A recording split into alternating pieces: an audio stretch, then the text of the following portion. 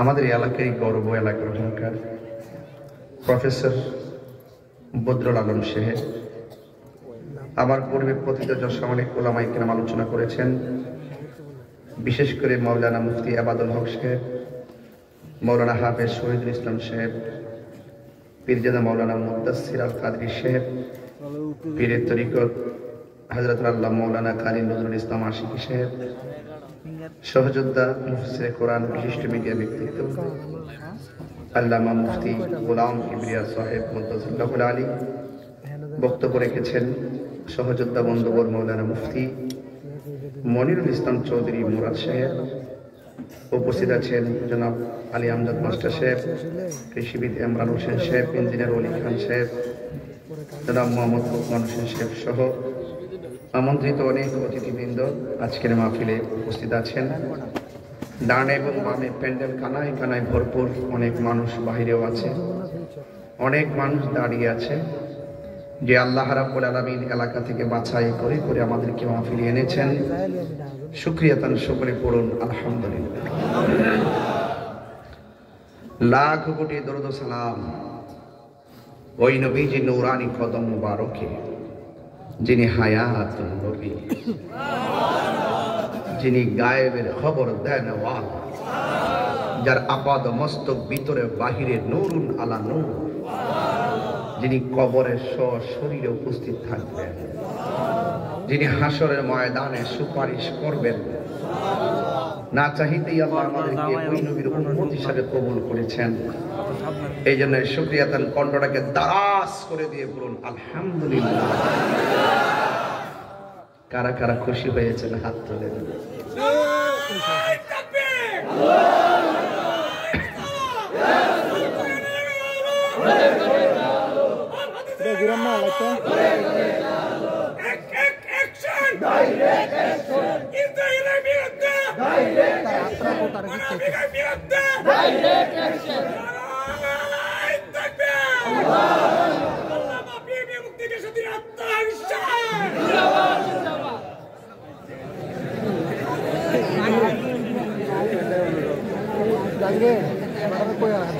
সকলে বলুন আলহামদুলিল্লাহ।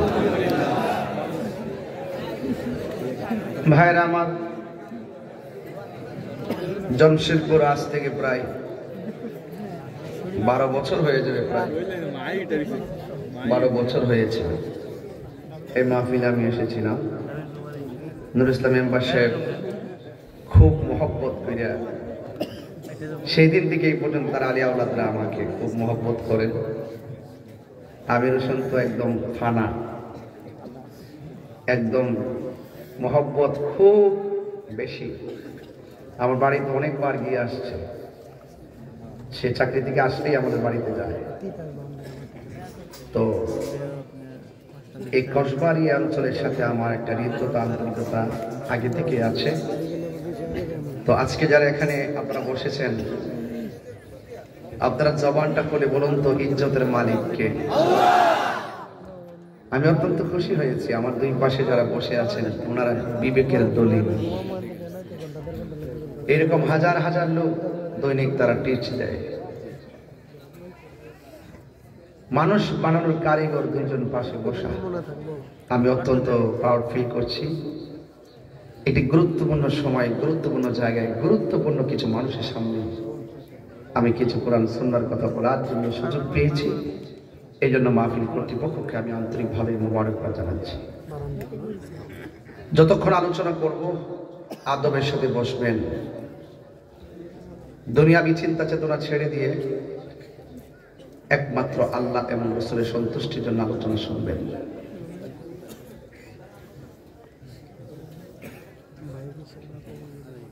ইন্নামাল মুমিনুনা আল্লাযীনা আমানু বিল্লাহি ওয়া রাসূলিহি, আমরা একমাত্র ঈমান এনেছি আল্লাহ এবং তার নবীর উপরে।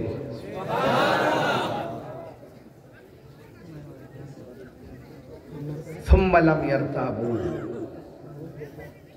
আমরা জন্মের পর থেকে কোনোদিন আল্লাহকে নিয়ে সন্দেহ করি নাই। যেদিন থেকে বুঝি সেদিন থেকে 1 ইঞ্চি পরিমাণ নবী সম্পর্কে সন্দেহ পোষণ করি নাই। ইন্নামাল মুমিনুন, তারাই হলো মুমিন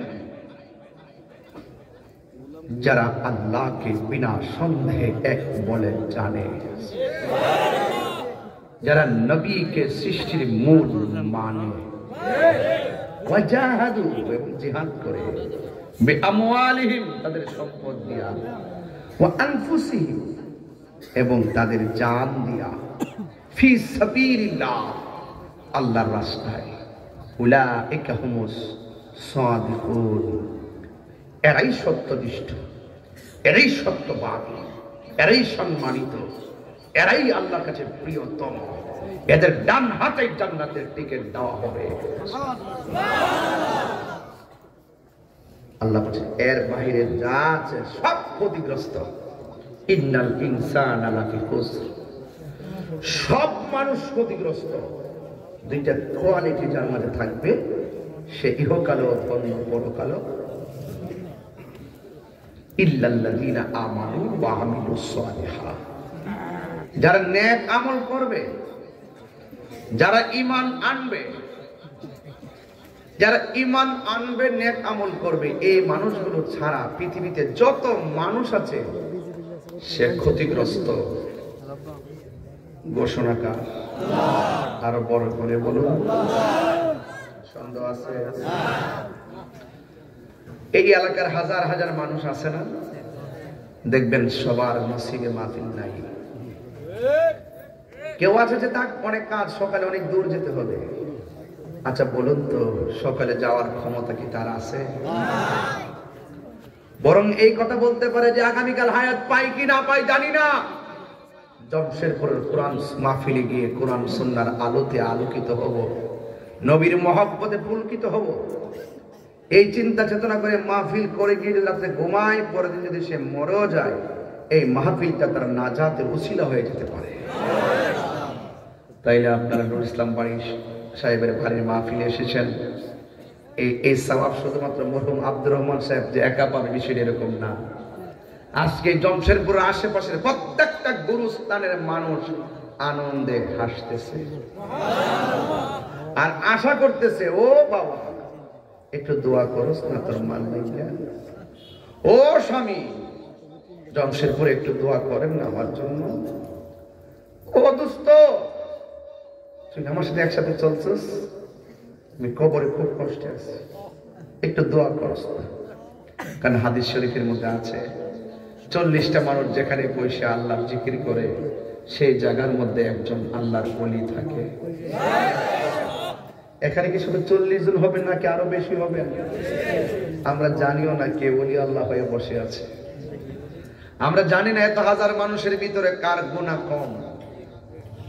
যার গুনাহ কম সেই মজলিসের আল্লাহর ওলি। কথা কোন ঠিক না ঠিক? এখানে যার সবচাইতে গুনাহ বেশি সে বড় অপরাধী। এখন গুনাহ কম বেশির সংমিশ্রণে আজকে মাহফিলে এসেছেন। আল্লাহ পাক আখিরি মুনাজাতটা যদি কাইন্দা করতে পারেন, এই চোখের পানির বদলতে আল্লাহ পাক আমাদের সবার গুনাহ মাফ করে দিতে পারে কিনা বলেন? এই জন্য যুবক গুনাহগার হয়েছেন, লা তাকনাতু মির রাহমাতিল্লাহ। আরে আল্লাহ তো অনেক মহিয়ান, আল্লাহ তো অনেক মহান। বান্দা আল্লাহ বলেন, বান্দা রে তোরে আমি আল্লাহ বড় মায়া করে বানাইছি, তোর চেহারাটারে আমি আল্লাহর নিজের হাত দিয়া বানাইছি।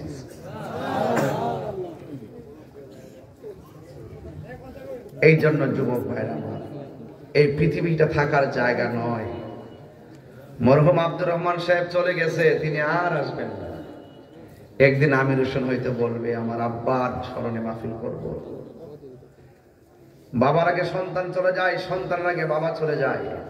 এই মাহফিলগুলো আখিরাতের অনেক বড় ধরনের পাথে। এই মাহফিলগুলো আখিরাতের জন্য অনেক বড় ধরনের উসিলা। আজকে আমাদেরকে আল্লাহ মাফ করুক আর না করুক, কোনো দুঃখ করবো না। শুধু একটা কথাই বলবো, আল্লাহ আমাদেরকে ছাড়া যারা এতিম হয়ে কবরে পড়ে আছে আপনি তাদেরকে মাফ করে দেন। গুনাহ মাফের মালিক কে? আর বড় করে কে? এই জন্য দুনিয়া কে লিয়ে আখিরাত বরবাদ না করো। दुनिया दुनिया करे आखिरत के बर्बाद कर दिबेन ना। किसी इंसान को खुश करने के लिए अल्लाह को नाराज ना करो। दुनियार किछु मानुष के खुशी करते गিয়ে अल्लाह के बेजार करा যাবে না। কারণ আমরা সুন্নি যারা শান্তিতে বিশ্বাস করি তারা, সুন্নি যারা মারামারি বিশ্বাস করে না, কাটাকাটি বিশ্বাস করে না, মানবতাকে বিশ্বাস করে। ঠিক কিনা বলেন? অনেকে আমাদেরকে বিভিন্ন হুমকি দেয়, অনেকে আমাদেরকে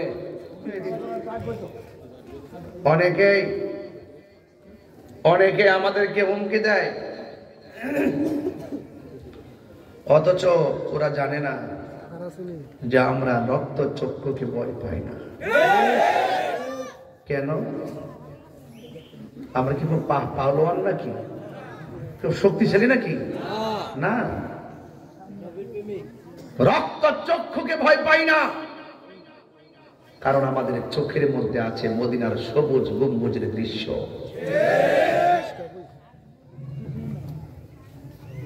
এই জন্য আল্লাহ বলছেন ইন্নাহু হুয়া ইউবদিউ ওয়া ইউঈদ, নিশ্চয়ই আল্লাহ আপনার শুরুর মালিক, নিশ্চয়ই আল্লাহ আপনার শেষের মালিক। ইন্না বাতশা রাব্বিকা লাশাদীদ, ওই রবের হাতে সব চাবিকাঠি, উনার ধরা অনেক শক্ত। ঠিক কিনা বলেন? মাটির নিচে যদি বাড়ি বানায় থাকেন তাই বলে কি সেখানে আজরাইল যেতে পারবে না?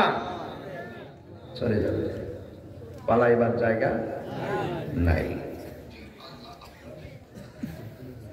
এই জন্য আমার পর্দার আড়ালে অনেক মা বোনরা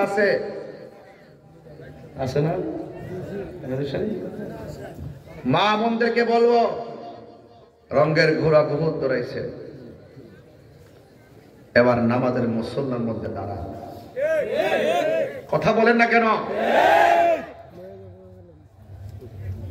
একজন বিচক্ষণ আর জ্ঞানী বলেছিলেন, তোমরা আমাকে শিক্ষিত একটি মা দাও, আমি তোমাদেরকে শিক্ষিত একটি জাতি উপহার দেব। মা আপনার কাছে আমাদের অনেক প্রত্যাশা।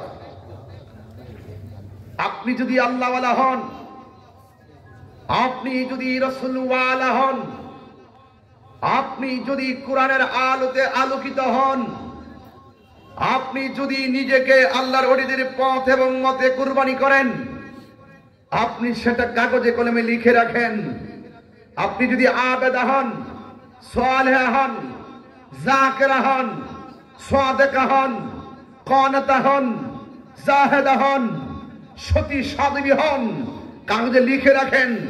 একদিন যদি আল্লাহ পাক আপনার মাঝে সন্তান দান করে, এই সন্তানটা দুনিয়ার আলো দেখবে আল্লাহর ওলি হয়ে।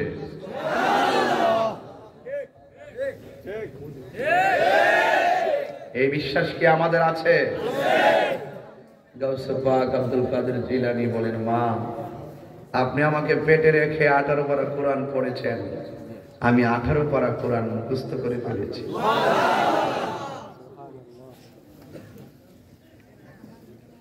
রাবিয়া বসরি,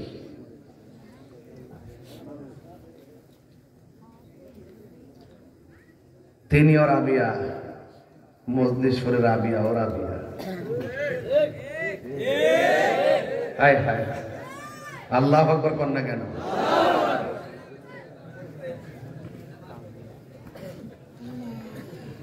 ওই রাবিয়া বসরির একজন সাধক বলতেছে, রাবিয়া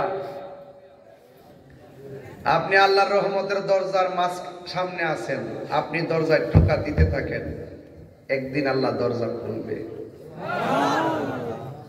রাবিয়া বসরি উত্তর দিছে কি জানেননি? কয়, যার জন্য দরজা 24 ঘন্টা খোলা রাখে সে আবার টোকা দেওয়ার দরকার কি?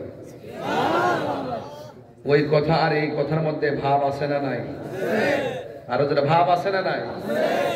ও তোর পিছে পিছে ঘুরছে সমন, সমন মানে কি?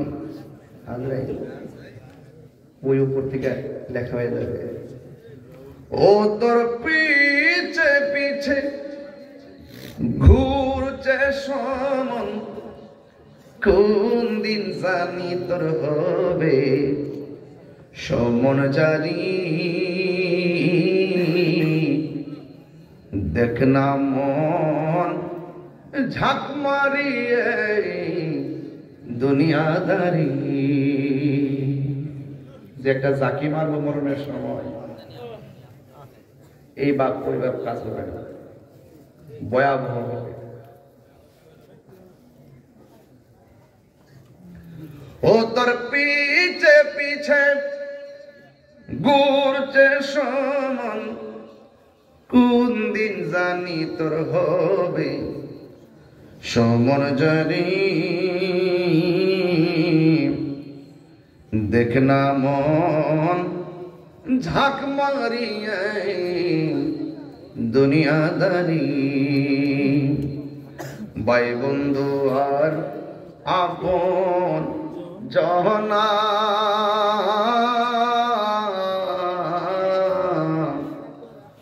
সঙ্গে তোমার কেউ যাবে না। যদি আমার স্বামীর অর্থ না বুঝে না মিলান তাইলে আর কিছু করার নাই। মিলেনি মিলেনি, সবাই আমাদেরকে দেখেন। ভাই বন্ধু আর আপন জনা,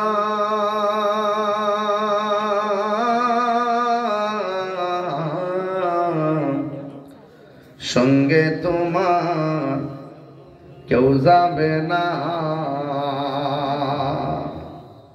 ও তুমি আইছো একা যাইবা একা,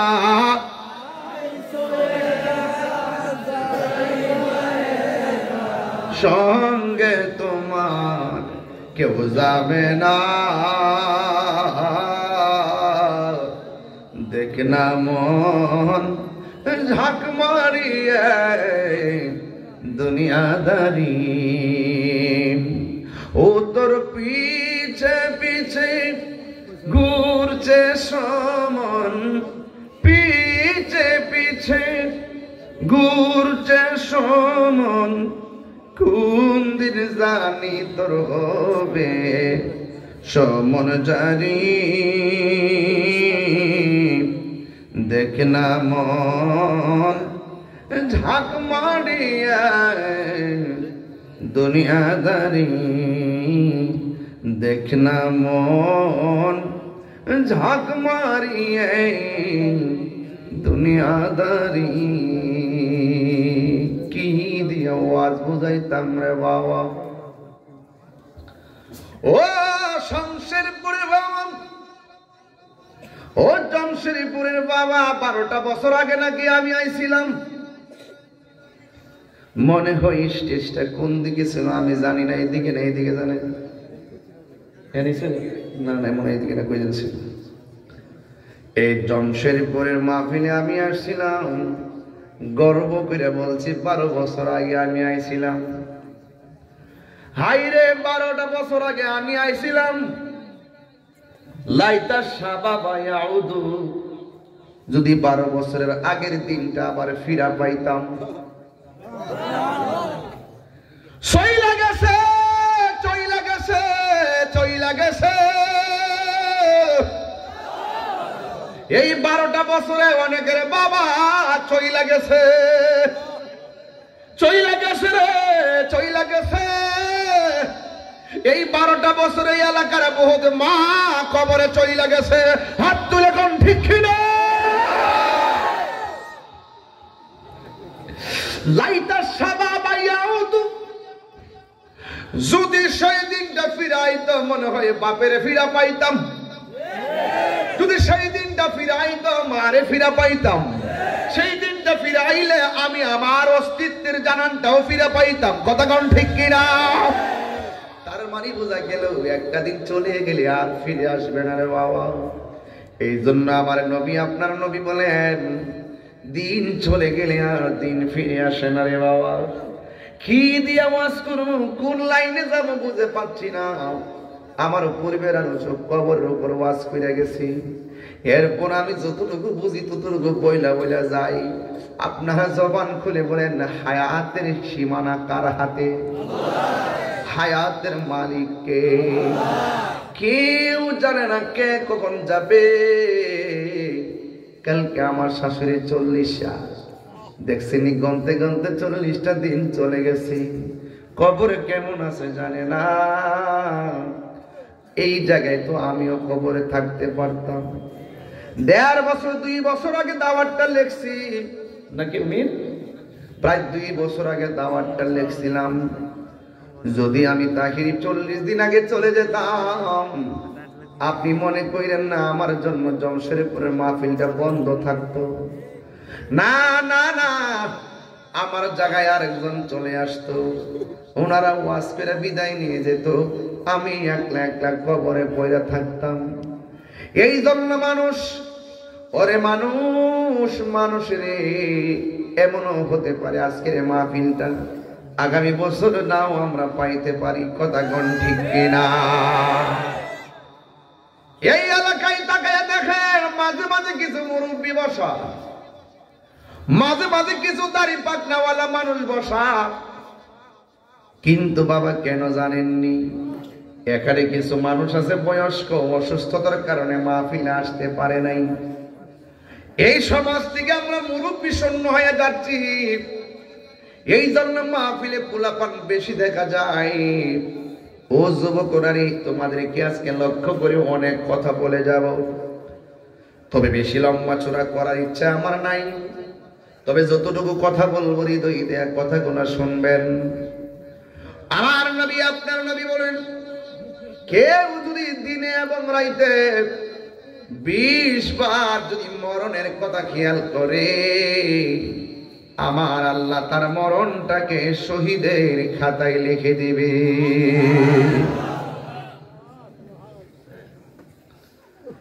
মরণের কথা স্মরণ করলে কি টাকা লাগে? মরণের কথা সময় স্মরণ করতে কি পয়সা লাগে? এত সুন্দর ফেসিলিটি আল্লাহ আমাদেরকে দিয়ে রেখেছে, আমরা বুঝি না। এই জন্য আল্লাহ বলে, বান্দারে তোর চেহারাটাকে আমি আল্লাহ নিজের হাত দিয়া বানাইছি। সুবহানাল্লাহ।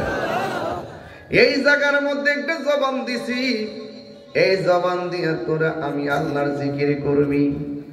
এই জায়গার মধ্যে 2টা কান দিছি, এই কান দিয়ে তোরা আমার জিকির শুনবি। এই জায়গার মধ্যে 2টা চোখ দিছি, এই চোখ দিয়ে দুনিয়ার সব আলো বাতাস দেখে দেখে আর গাইবা। তোমার সৃষ্টি যদি এত সুন্দর হয়, না জানে তুমি আল্লাহ কত সুন্দর। ওয়ায়াতাফাক্কারুনা ফি খালকিস সামাওয়াতি ওয়াল আরদ রব্বানা মা খালাকতা হাযা বাতিলান সুবহানাক।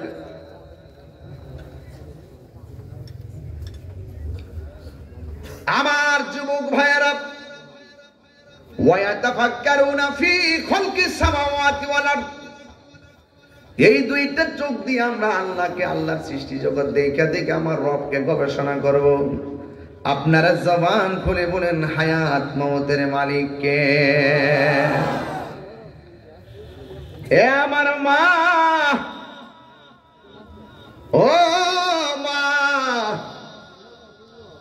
গতকাল দিনের বেলা একটা মাহফিল করছিলাম নরসিংদী রায়পুরা।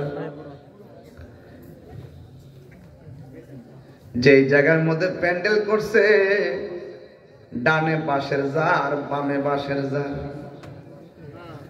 ডাক দিয়া কইলাম, বাঁশ রে, তোরে ঠাস ঠাস করে কাটবো আমার বসত বাড়ির জন্য, যেই জায়গার মধ্যে আমি বসত করব চিরদিন। বাঁশ দেখলে বড় ভয় লাগে। এই বাঁশ দিয়ে আমার সাদটা দেওয়া গোবেরে বাজান। এই জন্য যুবক ভাইরা, খেলায় খেলায় জীবন ধ্বংস করে দিয়েন না। এখনো সময় আছে, ইবাদত করব একজনের। জবান খুলে বলেন, তিনি কে? ওয়ামা খালাকুতুল জিন্না الإنس إلا ليعبدون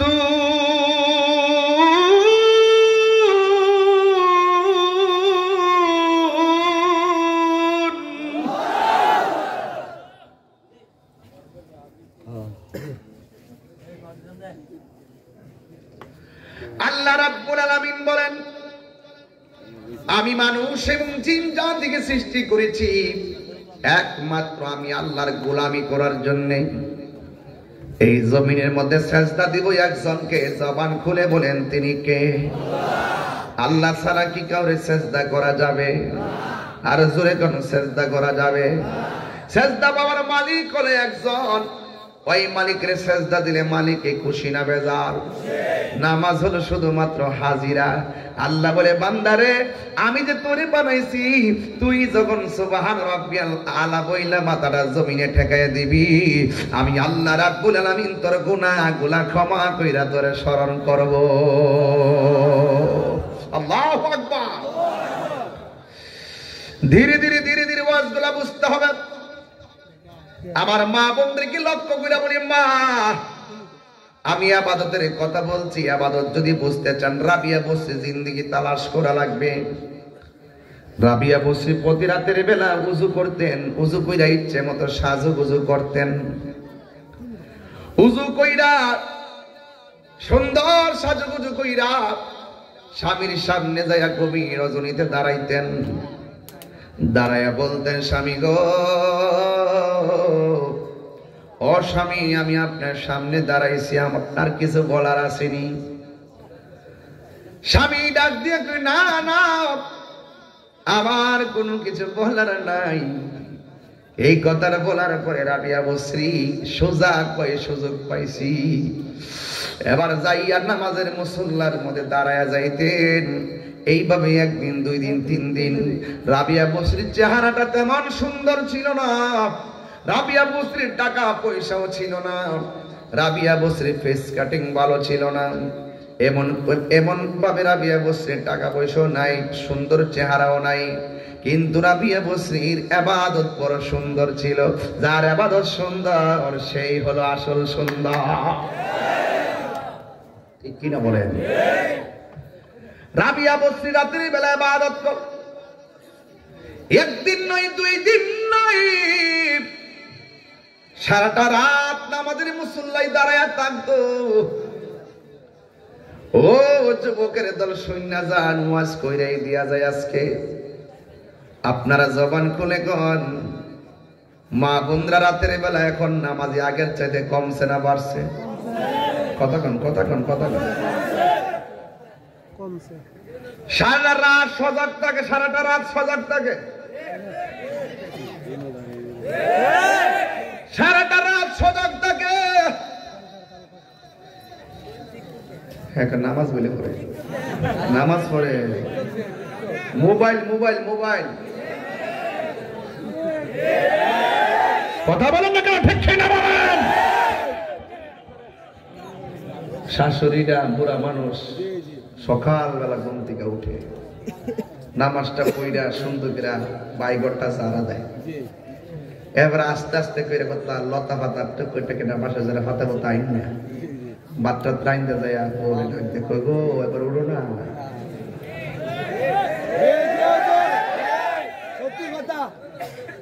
এই যখন অবস্থা কাগজে লিখে রাখেন, যে বৌমাটা শাশুড়ির বৃদ্ধাঙ্গুল দেখায়, এই বউর পরে যখন ভবিষ্যতে ছেলে হইব, ওই ছেলের বউ যখন আইব, তখন ওই ওই বেড়ে বৃদ্ধাঙ্গুল না পাওয়ার আঙ্গুল দেখায়। কাগজে লিখে রাখেন, কাজে লাগবে কথাগুলো, কাজে লাগবে।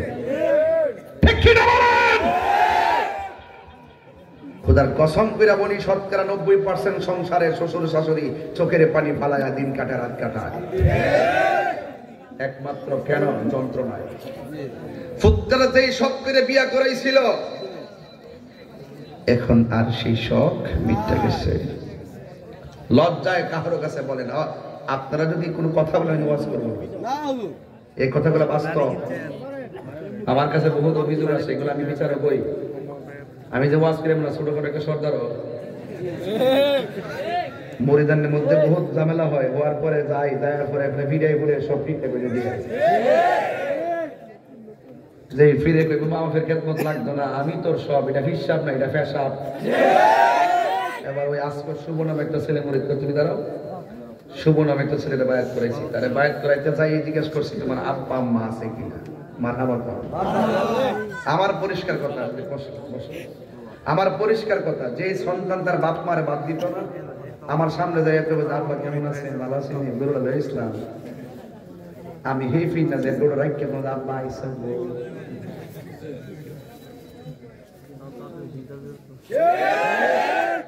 আপনি কি মনে করেন ওয়াজটা ফেলে দেওয়ার মতো করতেছি? নিজের ঘরটা ট্রাই করে দেখে ছেলে তুমি দেখো তুমি তোমার মার সাথে কি ব্যবহার করেছো। এই বেড়া আমাদের নুর ইসলাম সাহেব মেম্বার সাহেব এখানে আমি বসে বলতে কান্দে কাছে মুখটা লাগাই একটু মা বাপ নিয়ে কথা বলি। এই লোকটা আমার কাছে যে জন্য আমি ওয়াজের রাস্তায় উন্নতিকে নিয়ে গেছি যে এই মুরব্বী মানুষটার কথা আমার রক্ষা করতে হবে। আর এটা বাস্তব বাস্তব সমাজে তা চলছে, প্রত্যেকটা ঘরের ভিতরে গৃহযুদ্ধ চলছে, কথা বলেন ঠিক না বেঠে?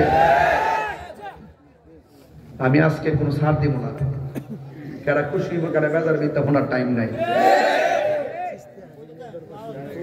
অসুবিধা হইব যে এই ফুলা ভান্ডি কি দরকার আছে কিনা কোন গেলিকা গভীর মনোযোগ। এই আস্তে বাবা আস্তে আস্তে। এই আমার যুবক ভাইরা, রাবিয়া বসরির কথা বলছিলাম, আপনারা জবান খুলে বলেন রাবিয়া বসরি কার পাগল ছিল? আর জোরে কর না কার পাগল? ওই আল্লাহর প্রেমে এমন পাগল ছিল, সন্ধ্যার আইতি নামাজের মুসল্লায় দাঁড়ায় যাইতেন, ফজরের আজান দেওয়ার পর্যন্ত নফল ইবাদত করে কাটাইয়া দিতেন। সুবহানাল্লাহ কয় রে। এইভাবে যখন রাবিয়া বসরি দিনের পর দিন যখন নামাজ করে কাটাইয়া দিছে, আমার নবী যে ইন্তেকাল করেছেন ওই মুহূর্তে আমার নবী তিনটা কথা বলছিলেন। এসব আমার মিসওয়াকটা দাও। 2 নম্বর কথা বলছে আমার ঘরের কোণার মধ্যে কিছু মুদ্রা আছে, এইগুলো দান করে দাও। 3 নম্বর কথা বলছে সালাত সালাত সালাত, নামাজ নামাজ নামাজ। রাবিয়া বসরি কয় নামাজের কথা নবী কেন বলছে রে? বুঝেছি নামাজের ভিতরে আমার নবীরে সালাম না দিলে নামাজ বাতিল হয়ে যায়। নামাজের ভিতরে এমপিরে সালাম দিলে নামাজ বাতিল, নামাজের ভিতরে মন্ত্রীর সালাম দিলে নামাজ বাতিল, নামাজের ভিতরে চেয়ারম্যানকে সালাম দিলে নামাজ বাতিল। কিন্তু আমার নবী আপনার নবীরে সালাম না দিলে নামাজ বাতিল হয়ে যায়। প্রমাণ হয়ে গেল আমার নবী কাহার মত নয়। ওয়াজ বাজিত দিবেন, কাজে লাগবে। আসসালামু আলাইকা আইয়ুহান নবিয়্যু, সুবহানাল্লাহ কোন কেন? এবার আমার রাবিয়া সারা রাত কাটাইয়া দিছে, স্বামী একদিনও বাধা দেয় নাই। ইন দি মিন টাইমে স্বামী ওই রাবিয়া বস্তি থেকে দেহ ত্যাগ করলেন। যেই মাত্র দেহ ত্যাগ করেছেন, রাবিয়া বস্তি তখন একা হইয়া গেছেন। একা একা মহান রবের জিকিরে শান্তি আছে না না? ওই সময় একজন লোক ছিল, তিনি হলো তাবি, হযরত ওমর রাদিয়াল্লাহু তাআলা আনহুর খেলাফতকালে তিনি জন্মগ্রহণ করেছেন। আর ওসমান যুন্নুরাইন রাদিয়াল্লাহু তাআলা আনহুর শাহাদাতের সময় যুবকটার বয়স ছিল 14 বছর। ওই যুবকটা রাবিয়া বসরির কাছে আসলেন, যার নাম হলো হযরত হাসান বসরি। আয়েশা ডাক দিয়ে বলে, রাবিয়া আমি তোমারে বিয়ে করতে চাই। আমি আগে বইলা গেছি রাবিয়া বসরির চেহারা ভালো ছিল না, চেহারাটা ছিল কালো, শরীরটা ছিল জীর্ণ শীর্ণ, সম্পদ ভালো ছিল না। এরপরও হাসান বসরি কেন বিয়ের প্রস্তাব দিলেন? এই জায়গার ভিতরে একটা প্রেমের খেলা আছে না না? রাবিয়া বসরি ডাক দিয়া কয়, হাসান বসরি, ও হাসান বসরি গো, আপনি আমারে কি দেখা পাগল হইছেন? হাসান বসরি বলে, আমি তোমার জন্য পাগল নই, তুমি যে আমার রবের জন্য পাগল, আমিও সেই রবের জন্য পাগল। তুমি যেই রবের জন্য পাগল, আমিও সেই রবের জন্যই পাগল। ইন দি মিন টাইমে রাবিয়া বসরির অফার দেওয়ার পরে কি কয় শুনেন। রাবিয়া বসরি ডাক দিয়া কয়, হাসান বসরি রে, আপনি আমাকে বিয়ের প্রস্তাব করেছেন, তবে আমি আপনাকে অবহেলা করে তাড়াইয়া দিতে পারি না। সত্য হইলে তো বাড়িতে দুশ্মন আইলেও ভালো ব্যবহার করন লাগে। নবীর বাড়িতে ইহুদি আসলেও নবীজি তার সঙ্গে ভালো ব্যবহার করতেন। কথা কোন ঠিক কিনা? রাবিয়া বসরি ডাক দিয়া বলে, ও হাসান বসরি, আপনি আমাকে বিয়ের প্রস্তাব দিয়েছেন, ঠিক আছে, আমি প্রস্তাব শুনলাম, তবে আমার কয়টা শর্ত আছে। আপনার কাছে আমার 4টা প্রশ্ন আছে। এই 4টা প্রশ্নের উত্তর যদি দিতে পারেন, এই জমশেদপুরবাসী যত ভিতরে ঢুকবেন তত হাকিকত খুঁজে পাবেন। ডাক দিয়া বলছে, 4টা প্রশ্ন করবো। কয়টা? এই 4টা প্রশ্নের সাথে আমাদের জীবন। 1 নম্বর প্রশ্ন, এই 4টা প্রশ্নের উত্তর যদি আপনি দিতে পারেন, তাইলে আমি রাবিয়া আপনার বিয়ের প্রস্তাব বিনা শর্তেই মেনে নিব। এর মধ্যে 1 নম্বর প্রশ্ন, ও হাসান বসরি, আপনি আমার বিয়ের প্রস্তাব দিয়েছেন, 4টা প্রশ্নের উত্তর দিতে পারলে আমি বিয়ের পিড়িতে বসবো। এর মধ্যে 1 নম্বর প্রশ্ন হলো, আপনি আমার বলতে হবে আমি রাবিয়া কি জান্নাতি না জাহান্নামী। আপনারা জবান খুলে বলেন প্রশ্নটা এই, জান্নাতি আর জাহান্নামী জানে কে? রাবিয়া বসরি বলেন, হাসান বসরি, আপনি আমাকে বলুন না আমি কি জান্নাতি না জাহান্নামী। হাসান বসরি ডাক দিয়া কয়, আপনি জান্নাতি না জাহান্নামী আমি বলবো কেমনে? রাবিয়া বসরি কয়, জাহান্নামটা কত গভীর জানেননি? কয়, দুনিয়াটা যত বড়, এমন 70 গুণ বড় একটা পাথর যদি জাহান্নামের মুখের মধ্যে ছেড়ে দেয়, ওই পাথরটা জাহান্নামের নিচে যাইতে 70,000 বছর লাগবে। জাহান্নামের আগুনের গতি কেমন জানুনি? 70,000 ফেরেশতা জাহান্নাম তার বাউন্ডারি দিয়া যায়, গেটটা লক করে রাখবে, ভিতরে আগুন দাউ দাউ করে, আল্লাহু আকবার কর না কেন, দাউ দাউ করে চলবে। মুখটা যখন খুলে দাও, মুখটার ভিতরে 70,000 ফেরেশতা 70,000 শিকল দিয়া বাইন্ধা রাখবো যেন না বাইর। 70,000 ফেরেশতা, একটা ফেরেশতার পা হবে জমিনে আর মাথাটা হবে আসমানে। এমন 70,000 শিকল নিয়ে জাহান্নামটার গেটটা বাইন্ধা রাখতে পারবে না। গেট ভাঙ্গা জিহ্বাটা 70,000 গজ জোরে থাকলো, জাহান্নামের আগুনের জিহ্বা দিয়া বাড়ি দিয়া মানুষ পেটের ভিতরে নিয়ে নিব। নাউজুবিল্লাহ।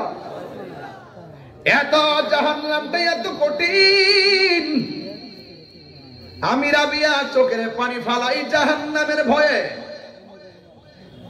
এই জন্য আমার চোখের মধ্যে হাসি আনতে পারি না। আর জান্নাতটা এত নিয়ামতের জান্নাত, আমি রাবিয়া যে আমল করেছি ওই আমল দিয়ে আমি জান্নাতের আশা করতে পারি না।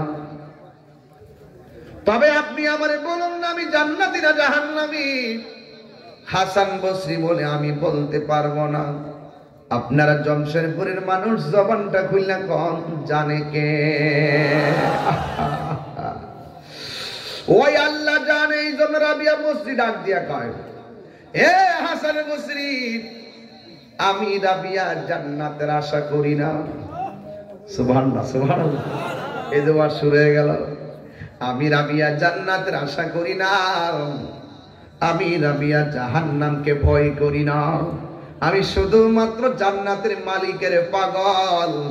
সেই মালিক যদি আমার হয়ে যায়, জাহান্নামে আমার ডরাইব, জান্নাতের হুর গিলমান আমাকে নেওয়ার জন্য পাগল হয়ে যাবে। আল্লাহু আকবার।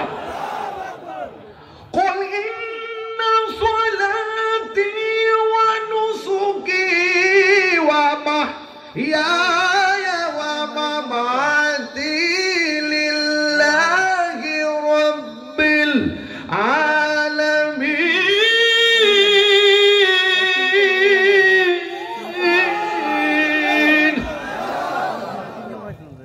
আমার জীবন কার জন্য?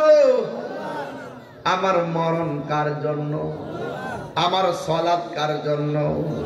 ইন্নী ওয়াজ্জাহতু ওয়াজহিয়া লিল্লাযী ফাতারাস সামাওয়াতি ওয়াল আরদা হানিফা ওয়া মা আনা মিনাল মুশরিকিন।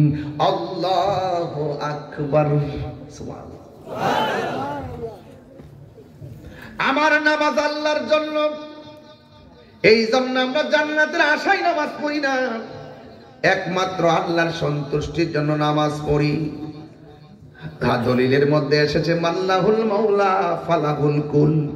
যেই ব্যক্তি আল্লাহর হয়ে যায়, সারা পৃথিবী তার গোলাম হয়ে যায়।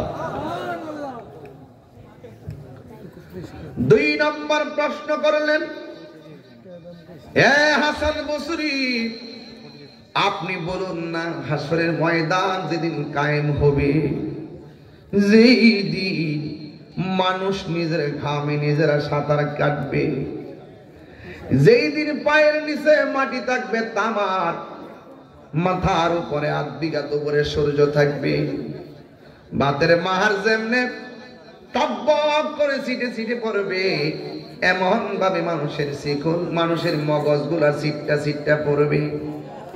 এ হাসান বসরি, আপনি আমাকে বিয়ের প্রস্তাব দিয়েছেন, আগে বলুন না, ওই কঠিন ময়দানে যখন আমার আল্লাহ নেক দান করবে, আমল নামা দান করবে, আপনি আমারে বলেন না, আমার আমল নামাটা ডান হাতে আসবে নাকি বাম হাতে আসবে? ওই রাবিয়া বসরির কথা শুই না, হাসান বসরি ডাক দিয়া বলে, রাবিয়া, হাসরের ময়দানে আমল নামা ডান হাতে নাকি বাম হাতে দিবে, আমি বলবো কেমনে? রাবিয়া বসরি ডাক দিয়া কি, আপনি জানেননি যদি কাহারো আমল নামা বাম হাতে আসে কি অবস্থা হবে? কয়ে, বাম হাতে আমল নামা দেওয়ার আগে পেটের ভিতরের দিকে হাতটার ভিতরের দিক দিয়ে ঢুকাইয়া দিবে, বাম হাতটার পেটের ভিতর দিয়ে ঢুকাইয়া পিছন দিক দিয়ে হাতটা বের করবে, আর আমার আল্লাহ বলবে, ও ফেরেশতারা, তারা জাহান্নামের টিকেটটা বাম হাতে দিয়া দেয়। বান্দারা বলবে, আল্লাহ গো, তুমি যে আমরারে আমলনামা দিয়েছ, আমি তো আমলনামা চোখে দেখি না। আমার আল্লাহ ডাক দিয়ে বলবে, ফেরেশতারা, আমলনামা যদি না দেখে গাট্টারে ভাঙ্গা পিছন দিক দিয়ে ফিরাইয়া দেয়, ঠাস করে গাট্টারে ভাঙ্গা পিছন দিক দিয়ে ফিরাইয়া দিবে, আর দেখবে তার হাতের মধ্যে জাহান্নামের টিকেট। সেই দিনটা বড় ভয়াবহ হয়ে যাবে। এ হাসান বসরি, আমি যখন ওই আমলনামার কথা চিন্তা করি, নামাজের মুসল্লা থেকে আমি আর নামতে পারি না। এই জন্যই আমি সারা রাত নামাজ পড়ি। আপনারা জবান খুলে কোন নামাজ পড়লে আমার আল্লাহ খুশি না বেজার? এই জন্য আমার জমশেদপুরের মা, এখনো সময় আছে, নামাজ পড়ো, এখনো সময় আছে, আল্লাহর ইবাদত করেন। খেলাই খেলাই জীবনটারে নষ্ট করে দিবেন না। এবার রাবিয়া বসতি 3 নম্বর প্রশ্নটা কি করে শুনেন। 3 নম্বর প্রশ্ন হলো, এ হাসান বসরি, আপনি আমার বিয়ের প্রস্তাব দিয়েছেন, 3 নম্বর উত্তরটা দেন। হাসরের ময়দান যেদিন কায়েম হবে, ফামাইয়ামাল মিসকালা যাররাতিন শাররান ইয়ারা ওয়া মাইয়ামাল মিসকালা যাররাতিন ওয়া মাইয়ামাল ফামাইয়ামাল মিসকালা যাররাতিন খায়রান ইয়ারা। যাররা যাররা পরিমাণ ভালো কাজ করলে আমলনামা দিবে নেকির পাল্লায়, আর যদি খারাপ কাজ করি আমলনামা দিবে বদির পাল্লায়। হাসান বসরি, আপনি আমাকে বলেন না আমার হাসরের ময়দানে মিজানের পাল্লাটা নেক দিয়া বাড়ি হবে নাকি বদ দিয়া বাড়ি হবে? আপনি আমাকে মেহেরবানি করে বলে দেন, কারণ ওই দিন যদি নেকের পাল্লা বাড়ি হয় জান্নাতে যাইতে পারবো, আর বদির পাল্লা বাড়ি হলে জাহান্নামের মধ্যে যাওয়া লাগবে। এই জাহান্নামটা বড় কঠিন। হাসান বসরি ডাক দিয়ে বলে, ও রাবিয়া, আমি বলবো কেমনে আপনার আমলনামার নেকের পাল্লা বাড়ি হয় নাকি বদের পাল্লা বাড়ি হয়? এই জন্যই রাবিয়া বলেন, আমি রাতে ঘুমাইতে পারি না ওই আমলনামার আর মিজানের পাল্লার চিন্তায়। লাস্টের প্রশ্নটা আমারে করেন, আমার সময় যাইতেছে। লাস্টের প্রশ্নটা হলো, আপনি আমাকে বলেন না হাসরের ময়দান যেদিন জাহান্নামের উপর দিক দিয়া ফুলসিরাতটা কায়েম হবে, চুলের চাইতে চিকন হবে, হীরার চাইতে ধারালো হবে, আপনি আমাকে বলে দিন ওই ফুলসিরাতটা জাহান্নামের উপরে যে হবে, জাহান্নামের আগুন হবে কালো, এই কালো আগুনের উপর দিক দিয়া পুলসিরাতের রাস্তা হবে চিকন। আমি রাবিয়া বসরি ওই পুলসিরাতটা পার হতে পারবো নি? হাসান বসরি বলে, আমি কেমনে বলবো? আপনারা জবানটা কইলে গন, জাহান্নামের উপরে যে পুলসিরাতটা পার হবে বেঈমানরা বড় চিন্তায় পড়ে যাবে, আর ইমানদাররা কোনো চিন্তা করবে না। আমি যে শুরুতেই বলছিলাম, ইন্নামাল মুমিনুনা আল্লাযীনা আমানু বিল্লাহি ওয়া রাসূলিহি, যারা ঈমানদার হবে তারা আল্লাহকে বিশ্বাস করবে, যারা ঈমানদার হবে তারা রাসূলকে বিশ্বাস করবে। রাবিয়া বসরি ডাক দিয়া বলে, ও হাসান, আপনি আমারে বলেন না আমি পুলসিরাতটা পার হতে পারবো নি? হাসান বসরি বলে, আমি জানি না। আপনারা জবান খুলে বলেন, জানে কে? এবার হাসান বসরি বলে, ঠিক আছে, আমি জানি আপনি আল্লাহর পথে দেওয়ানা, আমি জানি আপনি আল্লাহর দিকে মুতাওয়াজ্জহ হয়ে গেছেন। যুবক রাবিয়া বসরি কেমন শুনেন। ওই রাবিয়া বসরি ঘরের ভিতরে মুরাকাবা শুরু করলেন। মুরাকাবার ভিতরে ঘরের ভিতরে যখন চোর ঢুকে গেছে, চোরে ঢুকে রাবিয়া বসরির সেই চাদরটা চুরি করতে আসছে। আপনারা জবান খুলে কোন, ডানে বিপদ বামে বিপদ টেনশন করবেন না, সামনে বিপদ পিছনে বিপদ টেনশন করবেন না, আপনার ঘরের পাশে শত্রু কিংবা বিদেশের শত্রু টেনশন করবেন না, কারণ আল্লাহর ভয় যদি অন্তরের মধ্যে থাকে হাজার বিপদ আসলেও রক্ষা করার মালিক হলো একজন। জবানটা খুলে বলুন তিনি কে? ওই রাবিয়া বসরি ঘরের ভিতরে চোর ঢুকছে। চোর ঢুকার পরে যেই মাত্র চাদরটা হাতের মধ্যে নিয়েছে, দরজা খুললা চোরের ভিতরে ঢুকছে, কিন্তু ঘরে ঢুকার পরে চাদরটা হাতে নেওয়ার পরে আর চোরে রাস্তা খুঁজে পায় না। দরজা খুললা ভিতরে ঢুকছে, চাদরটা হাতে নেওয়ার পরে দরজা লেগে গেছে, ডানে দরজা খুলে পায় না, বামে দরজা খুলে পায় না, সামনে দরজা খুলে পায় না, পিছনে দরজা খুলে পায় না। ওই রাবিয়া বসরি বলেন, আমি দরজা খুললা ভিতরে ঢুকলাম, চাদর নেওয়ার পরে দরজাটা গেল কই? হঠাৎ করে দুইটা লোকে ডাক দিয়া বলে, চোর দাঁড়াও, তুমি তো সাহস তো কম না, তুমি রাবিয়ার বাড়ির চাদর কেমনে হাতে ধরলা? ওই চোর ডাক দিয়া বলে, তোমরা কে? দিনের বেলা থেকে এই পর্যন্ত সারাদিন বাড়ি ঘরে দেখলাম কোনো মানুষ দেখলাম না, রাতের বেলা দেখলাম ঘরে কেউ নাই, কিন্তু আমি ঘরে ঢোকার পরে তোমাদের আওয়াজটা কোথায় থেকে আসলো? ওই মুহূর্তে দুইটা লোক ডাক দিয়া বলেন, আমরা দুনিয়ার কোনো মানুষ না, আমার আল্লাহ আমাদের দুইজনকে রাবিয়ার বাড়ির পাহারাদার বানায়া দিছে। আর জোরে জোরে কন্যা আল্লাহু আকবার। শুনো, এই দুইটা এই চাদর যদি তুমি জায়গায় না রাখো, সারা রাত থাকবা ঘরের মধ্যে বন্দী, সকালবেলা তুমি ধরা খাইবা। আপনারা জবান খুলে বলেন, আল্লাহর ধরা কি নরম না শক্ত? আল্লাহ রাব্বুল আলামিন ধরা অনেক শক্ত।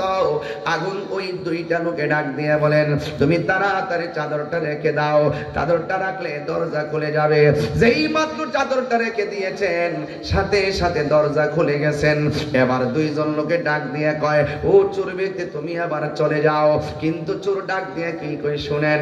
চোরে ডাক দিয়ে বলে, আল্লাহর বান্দারা, ও আল্লাহর ফেরেশতারা, দরজা খুলেছে, আমি এখন যাব না, সকাল সূর্য উঠলেও আমি যাব না। যার ঘরের ভিতরে দরজা খুললা ঢুকলাম, চুরির মাল হাতে নেওয়ার পরে দরজা লেগে যায়, আবার চুরির মাল রেখে দিলে দরজা খুলে যায়, আমি সকাল বেলা তার কাছে ক্ষমা চাইয়া আমি বাড়িতে যাব। এর দ্বারা বুঝাইতে চাইতেছি, সাধারণ বান্দা থেকে আল্লাহর বন্ধু হওয়া যায়। আজকে জমশেদপুরের মানুষগুলো সাধারণ বান্দা, এরা যদি আল্লাহর কর্ম করে, এরা যদি আল্লাহর বিধান মানে, এরা আর বান্দা থাকবে না। এদেরকে আমার আল্লাহর বন্ধু বানায় নিবে, আমাদেরকে আল্লাহর বন্ধু বানায় নিবে। এই জন্যই তো রাবিয়া এই ঘরের ভিতরে ইবাদত করতে করতে মনের ভিতরে একটা তুফান শুরু হয়ে গেছে। খানায় কাবার মধ্যে যাবে, একটা কদম দিয়া 2 রাকাত নামাজ পড়ে, আরেকটা কদম দিয়া 2 রাকাত নামাজ পড়ে। এইভাবে তিনি রওনা হয়ে গেছে, কাবা ঘরের মধ্যে যাবে। রাবিয়া বসরি হঠাৎ করে মাঝ পথে একবার দাঁড়াইয়া নামাজটা পড়া মুরাকাবার মধ্যে বসে গেছে। যেই মাত্র মুরাকাবার মধ্যে বসে গেছে, ওই মুহূর্তে চোখটা লাগতে দেরি, তাকায়া দেখতেছে খানায় কাবা আর মক্কা শরীফ নাই, খানায় কাবা রাবিয়া বসরির সামনে চলে এসেছে। ওই রাবিয়া ডাক দিয়া কয়, কাবা রে, ও কাবা, আমি তো মক্কায় যাই নাই, তুমি দিগো আমার ঘুমের ঘরের সামনে হাজির হইয়া গেছো। এবার কাবা ডাক দিয়ে বলে, রাবিয়া তুমি যাও নাই তো জানি, কিন্তু আমারে আল্লাহ হুকুম করেছে তোমার সামনে আসার জন্য।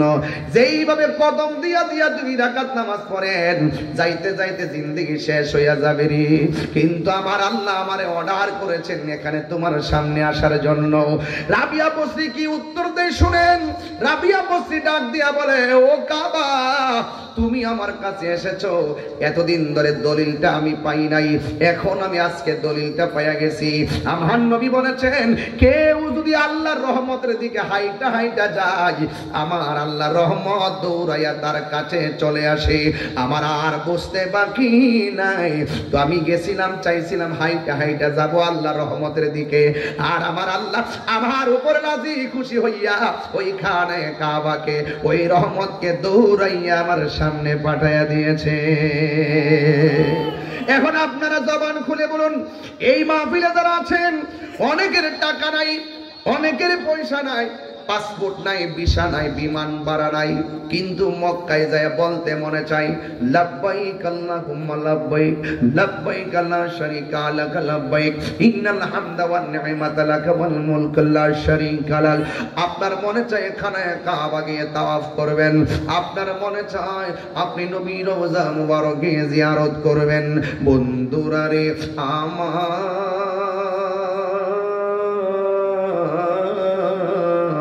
কিন্তু আপনার টাকা নাই, পয়সা নাই, বিমান ভাড়া নাই, কেমনে যাইবেন?